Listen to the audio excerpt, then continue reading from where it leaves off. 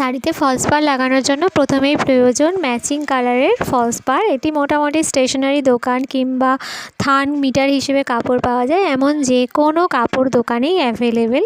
False পাড়ের মধ্যেই যে সুতোটা দেওয়া থাকে এটাতেই ফলস পাড় লাগানো কমপ্লিট হয়ে যায়। একটুও সুতোটা নষ্ট করা যাবে না, এটা একদম সেম টু সেম মাপে থাকে। দেখুন এখানে 4-5টি সুতো দেওয়া আছে, আমি একটি একটি করে বের করে নেব। জড়িয়ে ফেললে আর সুতোটা কাজে লাগানো যাবে না। এইভাবে লম্বা করে টেনে টেনে সাবধানে একটা সুতো বের করে নেব, বাকি সুতোটা রেখে দেব গুছিয়ে, আবার প্রয়োজন মতো বের করে নেব। ফলস পাড় লাগানোর জন্য আমরা যে সুচটি ব্যবহার করি সেটা হতে হয় খুব সরু এবং ছোট। বাকি সুতোটা এইভাবে গুটিয়ে নিয়ে পাশে রেখে দেব যাতে কোনোভাবে জড়িয়ে না যায়। এবারে সূচে সুতোটা পরিয়ে নেব, এক পাট করেই সুতোটা পরাবো। যাদের সূচে সুতো পরাতে প্রবলেম হয় তারা একটা ছোট মেশিন পাওয়া যায়, দোকানে গিয়ে বললেই ওরা দিয়ে দেবে, কিনে রাখতে পারেন, তাতে সুতো পরাতে খুব সুবিধা হবে।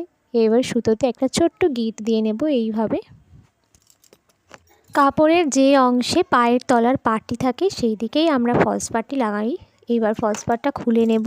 শাড়িটির একদম কোণার ধার থেকে 8 ইঞ্চি ছেড়ে দিয়ে তারপর আমরা ফলস পাড়টি লাগাবো। এইভাবে 8 ইঞ্চি মেপে বাদ দিয়ে দেব। এবার পিন দিয়ে প্রথমে ফলস পাড়টি সেট করে নেব, তারপর লাগাবো। ফলস পাড়ের ধারটি এরকম খোলা থাকে, তাই এটা মুড়ে চেপে সমান করে দেব। এবার শাড়িতে বসিয়ে পিন দিয়ে লাগিয়ে নেব ভালো করে। এইভাবে পাড়ের একদম ধার থেকে সমান করে আরও 3-4টি পিন লাগিয়ে নেব যাতে কোনোভাবে অসমান না হয়ে যায় শাড়ি এবং ফলস পাড়টি। এবার একটি ওয়েট পেপার নেব, নিয়ে ওখানে বেশ ভালো মতো করে বসিয়ে দেব। যাদের কাছে ওয়েট পেপার নেই তারা ভারী কাঁচিটি নিয়ে ওখানে বসিয়ে দিতে পারেন। এবার সুতো দিয়ে প্রথমেই সেলাইয়ের সময় 3-4 বার একই জায়গায় বারবার করে দিয়ে একটা গিঁট দিয়ে নেব যাতে কোনোভাবেই সুতোটি খুলে বা কেটে না যায়।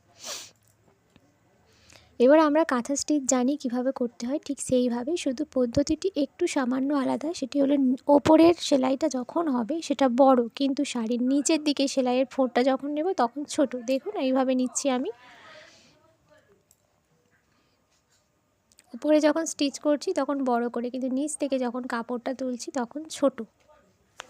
নিচের সেলাইটাও যদি বড় বড় হয় দেখতে একেবারেই ভালো হবে না। সামনের মানে শাড়ির সামনের দিকতে তলায় সুতোগুলো দেখা যাবে, সেলাইটা ফুটে উঠবে, খুব খারাপ দেখতে হবে। তাই সাবধানেই একটু সেলাইটি করতে হবে আমাদেরকে, যাতে সামনের দিকে সোজা পাটটা একদম দেখা না যায়। একটু একটু সামান্য, যতটুকু না দেখা গেলেই নয় সেইটুকুই খালি দেখা যাবে। পাড়ের নিচের দিকে সম্পূর্ণ অংশটা আমি এইভাবেই স্টিচ দিয়ে নেব, আপনারাও তাই করবেন। সম্পূর্ণ শাড়ির নিচের অংশটি স্টিচ দিয়ে নেওয়া হয়ে যাওয়ার পর আমরা সাইডটি পিন দিয়ে একইভাবে সেট করে নেব আগের মতোই। ফলস পাড়টির ধার বরাবর পুরোটা হেম স্টিচ দেব, ছোট ছোট সুন্দর করে সব স্টিচগুলো যেন সমান মাপের হয়। কেউ যদি হেম স্টিচ না জানেন সেক্ষেত্রে কাঁথা স্টিচ দিয়ে দেবেন, হেম সেলাই দিলে বেশি দেখতে সুন্দর হয়।